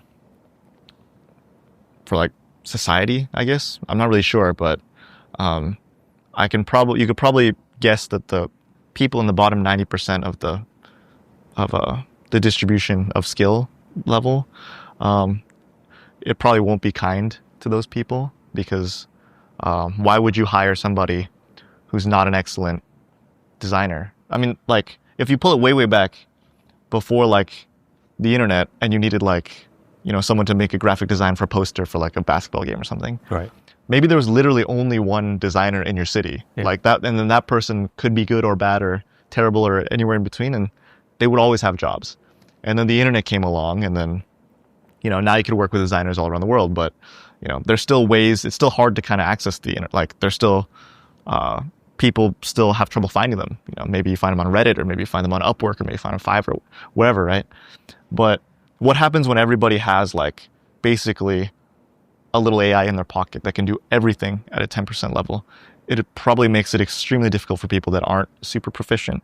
So yeah, I mean, the good news is there'll probably be like jobs that we can't even think of, you know, like if you were to tell like people 10 years ago that, you know, you could have a job as like a prompt engineer or something. I was thinking exactly the same thing. Exactly. Like, what the hell is prompt engineer? But it's a thing. It's a huge thing. Yeah. I mean, it's like, it's a really big thing. And, that job is like, it's impossible to foresee that job appearing, you know? And like, as these AI agents and like these like software, or these like kind of startups like grow more mature, there'll probably be these whole new like job categories opening up that we have no idea. Like, we can't even predict it right now, but, yeah, it's a pretty interesting question. I mean, so if you had to advise somebody in their in college, or should they even go to college in the first place, or even people in their 20s, like, what should they be doing? Like, what are some of the most essential skills that AI cannot replace, right? We mentioned about like the execution, problem solving, or you know, independent thinking. Is that like the most important thing? Yeah, it's a good question. I mean, I would never want to like blanket say you should drop out, but I do think that the value of college goes down probably as AI gets more ubiquitous. Does that mean that people even need Jenni AI in the future, like let's say 5 years from now, right? Yeah, I mean, we never know what's going to happen in the future. If it becomes such a great society where people are able to learn by themselves, and you don't need college, and you're you just have like this new way of learning that's just so much better, and Jenni's no longer needed, you know, that hurts my bank account, obviously, but that's probably a pretty awesome society, and like the net benefit to everybody is probably just way better. That being said, you know, we won't go down without a fight. Like, if we do see that coming, like, we'll probably pivot our product, or maybe we'll add new features. But how confident are you that now you're obviously even having the resources you have at your disposal, like, how confident are you that you guys can just pivot and then just make something work? Pretty confident. Yeah. I mean, we build products, like, we build internal products, like secret products, like, and they grow to, well, like 16K, like they grow pretty fast. So, I mean, we've acquired products and like doubled the revenue. So yeah, when it comes to like moving, when it's called on us to do something and we need to move in a very short time period, we've done it before. Yeah, and in some cases we started from zero and grown a company to like a respectable size. So yeah, I mean, it's not even a bet on me. I bet on my team. I bet on my people. I bet on like the skill sets we have. So yeah, I'm pretty confident. How do you feel confident about sort of like up and coming young entrepreneurs who are, you know, because I think, yeah, again, starting a business, or, you know, it's really hard. And, you know, maybe that sort of resilience, you know, grit, or, yeah, just even having that execution capability. I think it's, because I think you already made it very clear that it's not just about the pure raw intelligence. Right. It's not about your IQ. Right. But then I worry a little bit about sort of like, especially even founders from like, you know, Asian countries, where they don't really. I mean, it's good for them that they said like super smart. They went to top a university and everything, but you know, like, can they even go global? Can they survive the next 2 to 3 years? Because, you know, the most startups die. That's a fact. So, I mean, I think that I also have the same worries. I mean, the problem is the divide between like good founders and bad founders, I think just gets like wider and wider as time goes on, because there's just so many more resources for founders these days, you know, like there's free YC videos. There's free, like, founders just literally posting their entire journey for free on Twitter. You could just like learn from their journeys for free. You have these AIs where like I said, they could take you to like the next level for all these various skill sets. So you have all these like crazy things that can like supercharge your growth as a founder. So you can have these like hyper competent founders at such a young age, like 18-year-olds making like generational companies, you know. But then the problem is you also have other founders that are being preyed on by the more competent people, like you know, people trying to sell them courses, or you know, like TikTok and Instagram. They've probably killed like an insane amount of founders, not because they actively wanted to, but because their whole goal is to take as many user minutes as possible from every user. And so these founders that typically didn't have these like temptations of like short form videos, YouTube videos, Hinge, Tinder, you know, like these people selling them dreams with courses, or like even people not selling courses, but like just like mentors that don't exactly know what they're talking about. There's just so many different avenues and ways that they could be kind of going down the wrong path. And so anyways, I think that that's probably going to continue to happen, where the great founders will just continue to have more and more resources as society gets like more flat, and it's just easier to get information.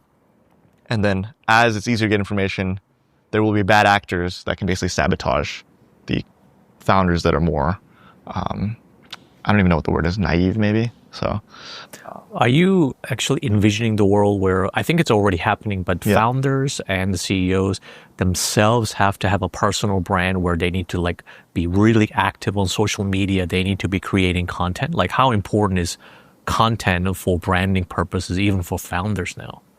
I think it's like, it definitely has value. I don't know how much value it has. It probably depends on the industry you're in. If you're selling something that's like, it requires like goodwill from the public, like a plastic surgeon, right? Like if they have a smiley face and like they seem amicable, then it probably helps them with their sales, because it's obviously a very intimate procedure that's going to be happening. If you just have like a calculator app that like it's like an add-on for a calculator, you probably don't need a personal brand to do that as much. But then it doesn't hurt to have a personal brand. It's really just a question of like, you need to rank the most dire things that your startup needs to get done. And usually it's like needing to close some sort of deal, needing to hire some sort of person, or needing to figure out some big question mark in like the company. And personal brand is probably like not super high on that list. But there are some mature companies where that is high on the list, or maybe there's some industries where that's high on the list, and it is on the list. So, yeah, I think it is important. It's just a puzzle for each founder to kind of like do their own math to realize how important is it, when do I do it, and how much do I do it. And for you, what is important right now? I think what's important right now is we've done a good job of like identifying great companies, acquiring great companies, and they're growing like very healthily, and they're very profitable. But I don't think that we're doing it. I think there's a lot of low-hanging fruit, efficiency, and upside that's left on the table still, of like bundling these tools together, or like sharing learnings from one of these tools and using it in another tool, or vice versa. And I haven't built out like kind of like the pipeline of like information exchange and like capitalizing on the learnings of each of these assets in our portfolio. And so I think that's a pretty high that's pretty high on my priority list. And I'm working on that now. I just hired somebody that's going to be helping with that. And so once this is done, I'll be going back and like working on that.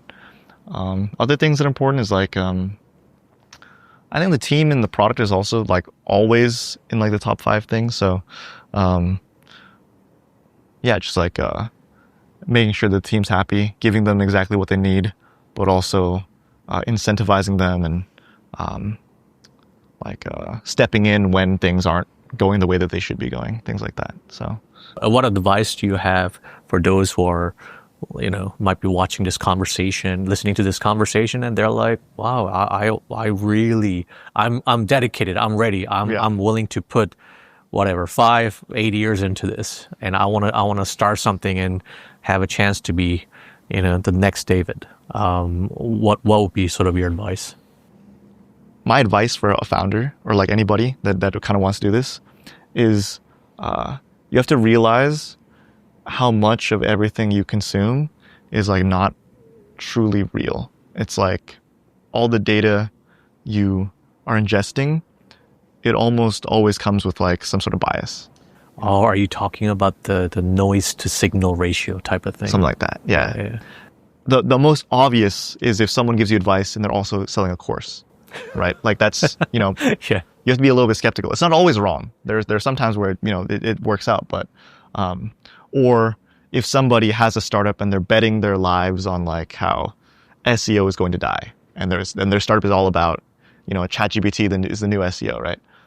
Then everything they tell you about SEO or marketing or growth, like it always comes from a bias of like, they have to believe what they have to believe, otherwise their company goes under, So, but it happens on like, those are the really obvious examples, but like, everybody has their own like personal trauma or their personal like anecdotes that kind of push them to have certain beliefs.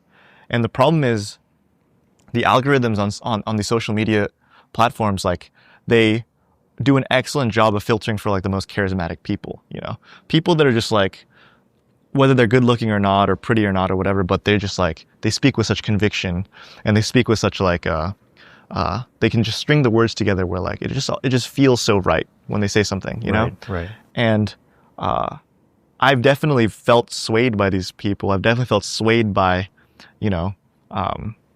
a lot of like, whether it be a newsletter or whether it be like a post or these things. And you kind of think critically for a bit and you're like,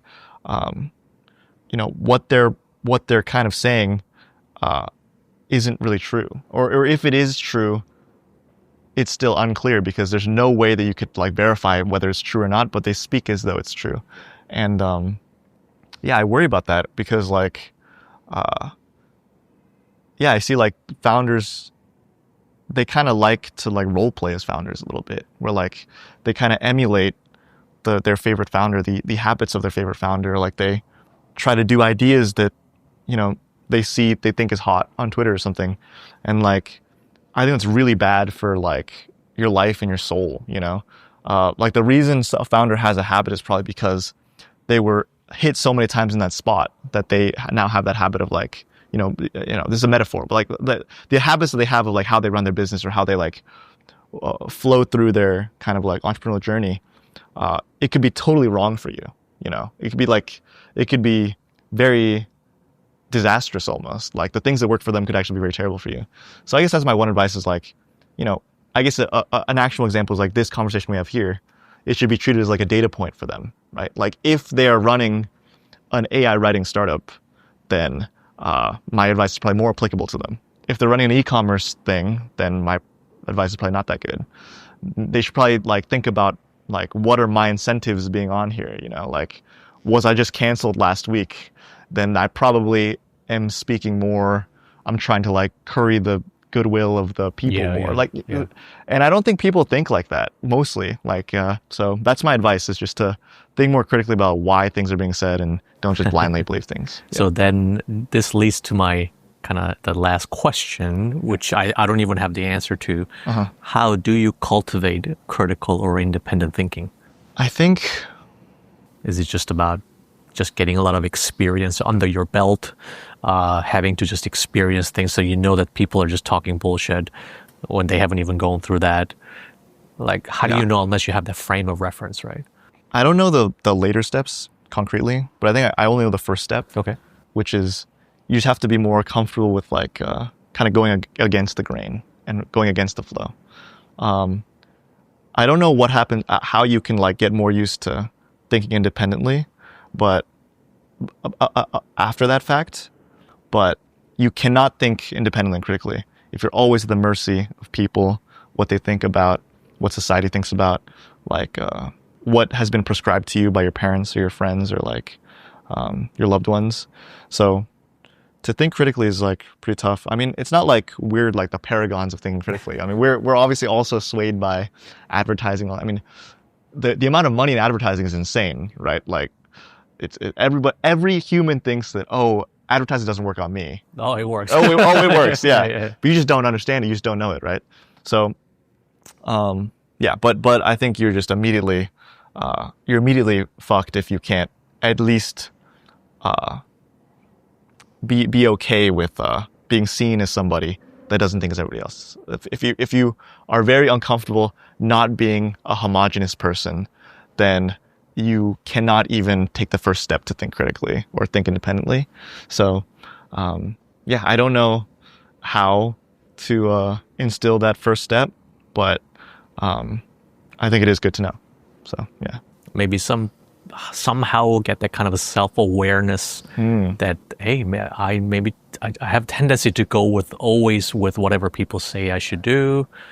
Or maybe subscribe to Asian Boss and watch all the videos and see more perspectives. Then you'll think more. Yeah, but yeah, I agree with you. It's really, I don't even know how to advise people on that because I think it's very unique individual thing, and then only they know. Right. Or maybe they're not even aware that they think that, oh no, I do what I do what I want, but then really, is that really what you want? Because maybe people don't even have the sense of purpose or value. Yeah. You know, it's really tough. Yeah. But on that positive note, we'll just leave at that. But yeah, thanks again for your time. Hope we can chat again. Yes. And then good luck with Jenni AI. And then what's your social media people should follow you on? My social, I guess my X. Yeah, which is just David J Park 96. And then cool. I'll see you there. People should check it out. Yeah. Cool. Thanks very much.